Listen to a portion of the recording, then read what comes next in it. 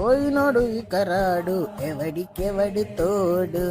ఏంట్రా ఒక్క మగాడా, ఏంది లోపలంతా బానే ఉందా? ఈ మాత్రం వెధవ ప్రాణాన్ని కాపాడుకోలేక పుట్టుక్కుమని పోయావు కదరా.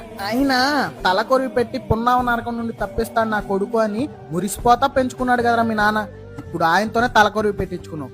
థు, ఎంత పాపం రా. కొడుకు సంతోషంగా ఉండాలని ఎన్ని త్యాగాలు చేసిందిరా మీ అమ్మ. ఆ తల్లి పురిటి నొప్పుల కన్నా నీ కష్టం ఎక్కువైపోయింది. చిన్న కష్టం కూడా తట్టుకోలేక పుట్టుక్కుమని చచ్చావు. నా ఫ్రెండ్స్ నా దోస్తులు, నా ఫ్రెండ్స్ నా దోస్తులు అన్నావు కదరా. ఎక్కడ నీ దోస్తులు, ఎక్కడరా నీ ఫ్రెండ్స్? నీతో పాటు వచ్చి నీ పక్కన పడుకున్నారా నీ సావులో? లేరే. నువ్వే కరెక్ట్ రా, నువ్వే కరెక్ట్. నిజమే, ఆత్మహత్య చేసుకొని సావాలంటే ఎంత ధైర్యం ఉండాలరా. నువ్వే కరెక్ట్.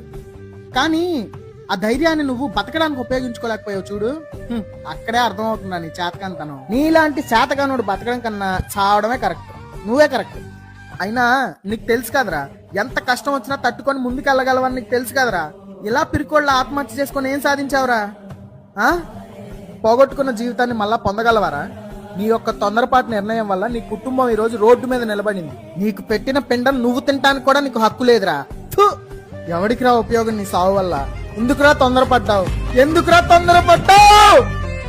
చూడు కథలో మలుపే తీసే మరణపు తలుపే, కాలమే రాసిన విద్రోహ విష కథనం.